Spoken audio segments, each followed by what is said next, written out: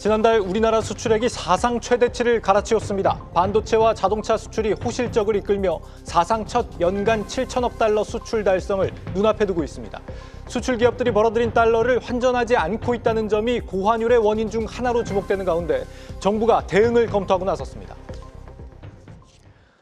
여러분 안녕하십니까? 12월 1일 마켓워치 첫 소식 전민정 세종주재 기자 연결해 들어보겠습니다.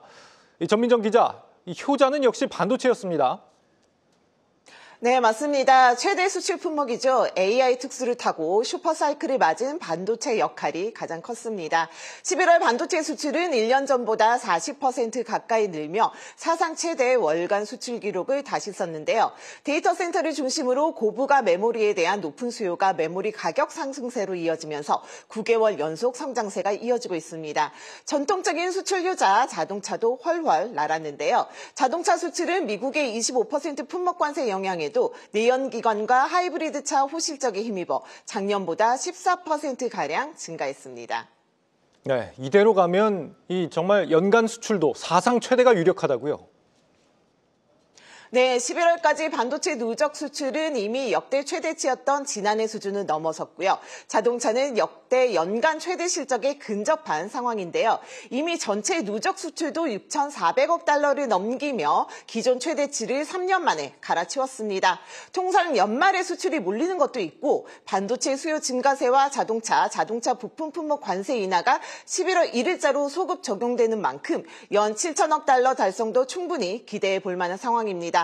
연간 수출액이 7천억 달러대까지 오르면 우리의 연간 수출 규모는 일본과 유사한 수준이 됩니다. 다만 관세 리스크가 아직 끝난 건 아니죠. 50% 고일 관세를 피하지 못한 철강 수출은 16%나 줄었고요. 15대 주력 품목 중 자동차 부품, 선박, 석유화학 등 절반 이상인 9개나 수출 실적이 뒷걸음 쳤습니다. 대미 수출도 낙폭을 크게 줄이긴 했지만 0.2% 감소하며 보합세를 보였는데요. 미국 현지 생산과 투자 확대, EU와 일본 등 선진국 경기 둔화도 대미 수출을 비롯한 앞으로의 수출 전망을 어둡게 합니다. 네, 이렇게 우리 기업들이 달러를 잘 버는데 왜 환율이 안 떨어지는지 상당히 의문이 듭니다. 정부가 이 달러를 쌓아두는 기업에 페널티를 검토하고 나섰다고요? 네, 그렇습니다. 기획재정부는 일요일인 어제 보건복지부, 산업통상부, 금융위원회, 한국은행, 금융감독원과 외환수급 안정화를 위한 긴급 회의를 가졌는데요.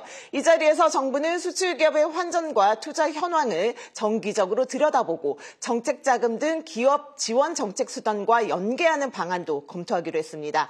그동안 수출기업들이 벌어들이는 달러를 내부에 쌓아두어 환전이 제때 이루어지지 않는다는 점이 고환율의 원인 중 하나로 지목돼 왔는데 원달러 환율이 1,470원대를 넘나들자 이런 극약 처방을 내놓은 겁니다. 당근책으로는 환전에 적극 나서는 수출기업의 산업은행과 수출입은행의 시설대출 등의 한도를 늘리거나 대출 금리를 낮춰주는 방안 등이 거론되고 있고요. 반대로 정책금융을 지원받고도 달러를 해외에 쌓아두는 기업에 대해선 지원 한도와 조건이 제한하는 페널티를 줄 수 있다는 관측입니다. 또 금감원은 내년 1월까지 2달간 증권사 등을 대상으로 해외 투자 관련 실태 점검에 나섰는데요. 증권사들이 사업개미들에게 해외 투자 상품을 과도하게 권유하고 판매하지는 않는지 따져봄으로써 해외 주식 열풍에 대한 우회적인 규제에 나서겠다는 의미입니다. 아울러 국민연금의 전략적 환해지 강화를 위해 올해 말로 예정된 한국은행과 국민연금 간 외환 스와프 계약 연장을 위한 세부 협의도 시작합니다. 지금까지 세종 스튜디오에서 한국경제TV 전민정입니다.